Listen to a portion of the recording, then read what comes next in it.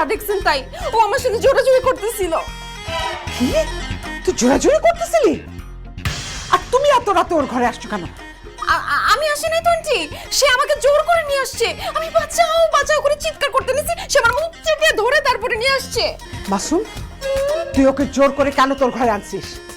মানে সে তো আমাদের বাসায় নতুন আসছে, তো সে তো অনেক কিছু চিনে না জানে না, তাই জিজ্ঞেস করতে ডাক দিছি যে আপনার কিছু লাগবে কিনা, তারপর থাকতে কোনো সমস্যা হচ্ছে কিনা, কোনো কিছু লাগলে আমাকে বলবেন, এইটা বলার জন্য ডাকছি।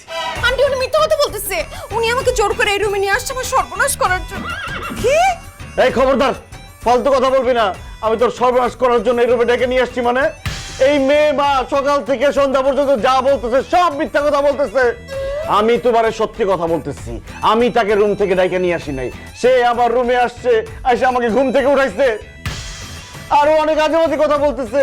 আমি তোমার ছেলে, আমার বলতে লজ্জা লাগতেছে। কত বড় মিথ্যা কথা আন্টি, দেখেন আমি কি তাকে চিনি যে আমি তার রুমে আসবো? আর আমি রাজি হইনি দেখে সে আমাকে টাকা দিচ্ছে। এই দেখেন 5,000 টাকা দিচ্ছে, বলছে আজকের রাতটা ভুলে যাও। এরপর আমি রাজি হইনি দেখে সে আমাকে জোরাজুরি করতেছিল। আর বাকিটা তো আপনি এসে দেখলেন। আপনি আজকে না আসলে আমার সর্বনাশ হয়ে যেত। কত বড় মিথ্যা কথা বলে, মৃত্যুকের বাচ্চা মৃত্যু। তোর উপর আল্লাহর গজব পড়বে, ঠাড়া পড়বে। গজব তোর উপর পড়বে, ঠাডা তোর উপর পড়বে।